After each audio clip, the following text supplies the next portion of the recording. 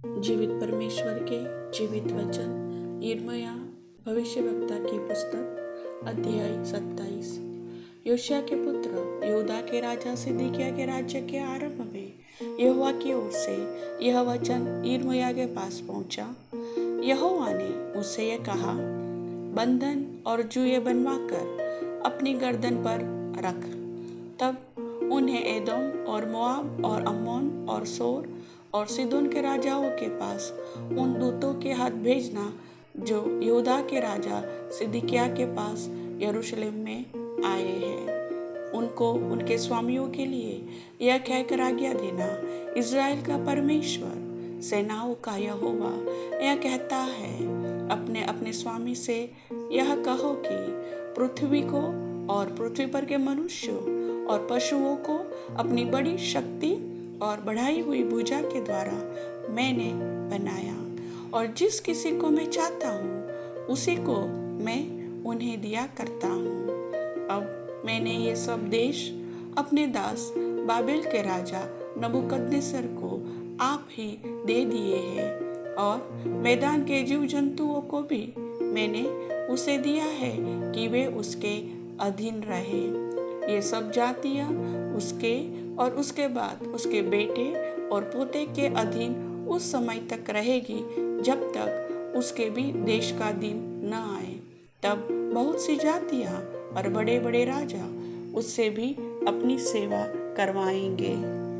पर जो जाति या राज्य बाबेल के राजा नबूकदनेस्सर के अधीन न हो और उसका जुआ अपनी गर्दन पर न ले ले, उस जाति को मैं तलवार, अकाल और मरी का दंड उस समय तक देता रहूंगा जब तक उसको उसके हाथ के द्वारा मिटा न दूं। यहोवा की यही वाणी है। इसलिए तुम लोग अपने भविष्यवक्ताओं और भावी कहने वालों और टोन्हों और तांत्रिकों की ओर चित्त मत लगाओ, जो तुमसे कहते हैं कि तुमको बाबेल के राजा के अधीन नहीं होना पड़ेगा, क्योंकि वे तुमसे झूठी भविष्यवाणी करते हैं, जिससे तुम अपने अपने देश से दूर हो जाओ और मैं आप तुमको दूर करके नष्ट कर दूं। परंतु जो जाति बाबेल के राजा का जुआ अपनी गर्दन पर लेकर उसके अधीन रहेगी,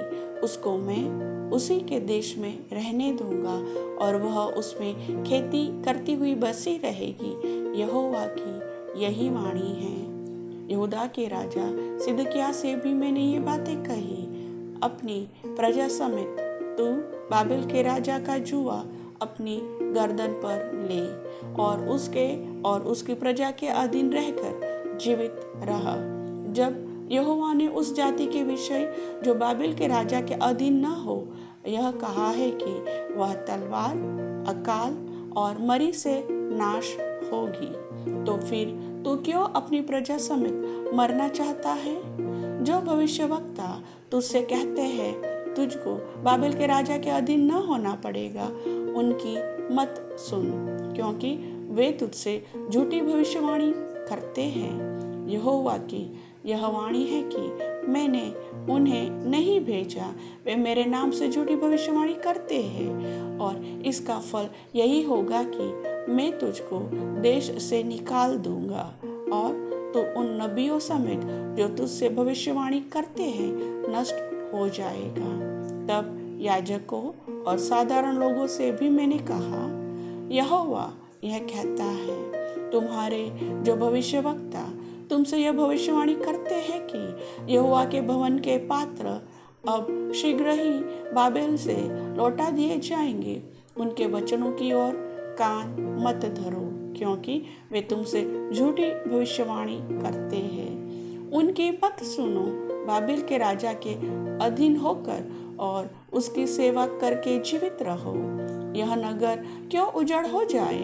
यदि वे भविष्यवक्ता भी हो और यदि यहोवा का वचन उनके पास हो, तो वे सेनाओं के यहोवा से विनती करें कि जो पात्र यहोवा के भवन में और यहूदा के राजा के भवन में और यरूशलेम में रह गए हैं, वे बाबेल न जाने पाए, क्योंकि सेनाओं का यहोवा यह कहता है कि जो खंबे और पीतल की नाद गंगाल और कुर्सियाँ और अन्य पात्र इस नगर में रह गए हैं, जिन्हें बाबिल का राजा नबूकदनेस्सर उस समय न ले गया जब वह यहोयाकीम के पुत्र यहूदा के राजा यकोन्याह को और यहूदा और यरूशलेम के सब कुलीनों को बंदी बनाकर यरूशलेम से बाबिल को ले गया था।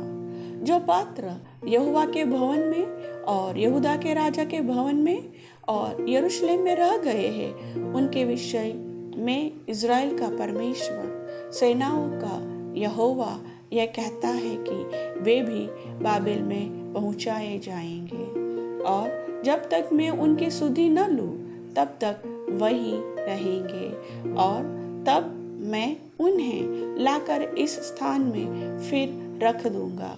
यहोवा की यही वाणी है। प्रभु वचन के सुनने वाले सभी भाई बहनों को आशीष दे। आमीन।